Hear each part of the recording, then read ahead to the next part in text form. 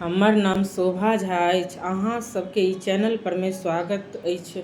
हम अहाँ सब गोटे के प्रणाम करै छी। आइ के कथा अछि रक्षाबंधन के ऊपर।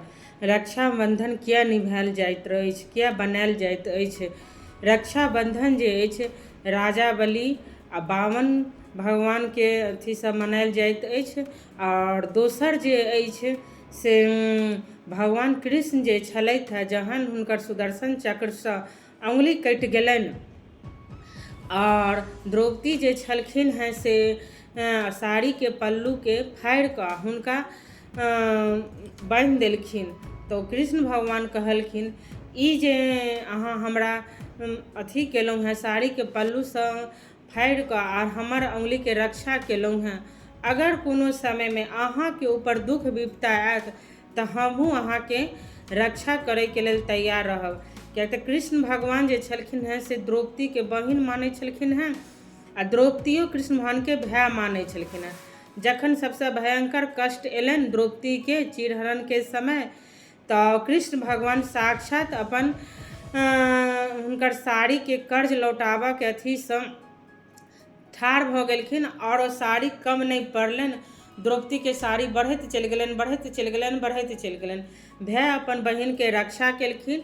जब तक ओतय श्रेष्ठ आदमी सब बैसल छलथि, कोनो तरह के रक्षा नहीं कऽ पेलखिन, तहन कृष्ण भगवान हुनकर रक्षा केलखिन द्रौपदी के।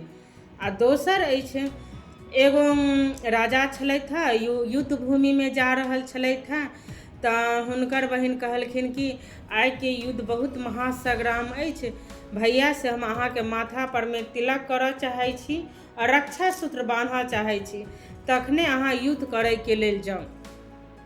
तो भाई जे गेलखिन युद्ध करे के लेल, तो हुनकर बहिन माथा पर में तिलक केलखिन, रक्षा सूत्र बन्हलखिन कलाई में और मुंह में मिठाई खुएलखिन और एगो औंकड़ी खुएलखिन।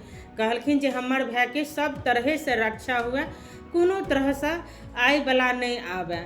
जखन भाई गेलथि ओ युद्ध भूमि में, तो हुनकर रथ जे छलनि हैं से फंसि गेलनि और ओ नहीं निकलै छलनि हैं।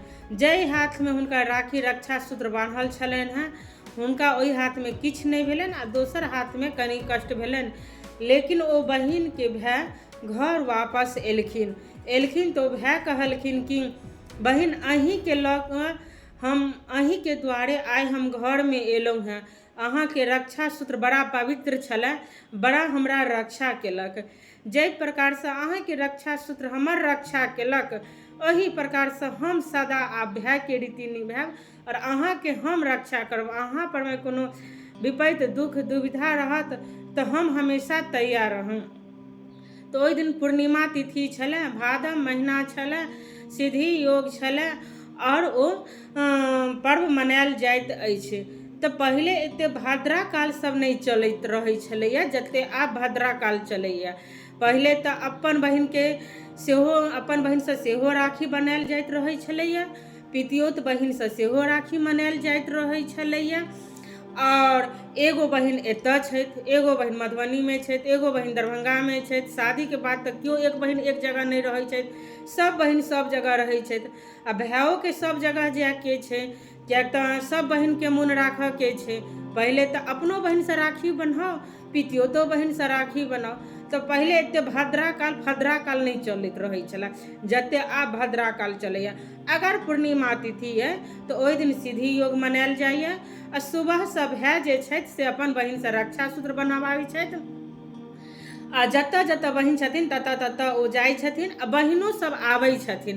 तही दुआरे भद्रा काल के ओते पहले नहीं छलै जते 4-5 साल से चलि रहल अछि।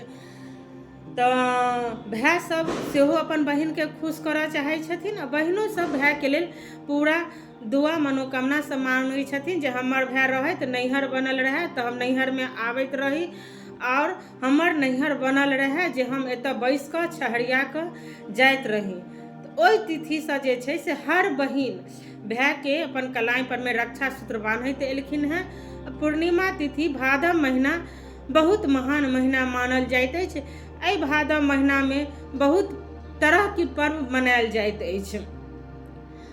अहाँ सबके ई कथा नीक लागल हुए तो चैनल के लाइक सब्सक्राइब करब। जय मिथिला, जय मैथिली।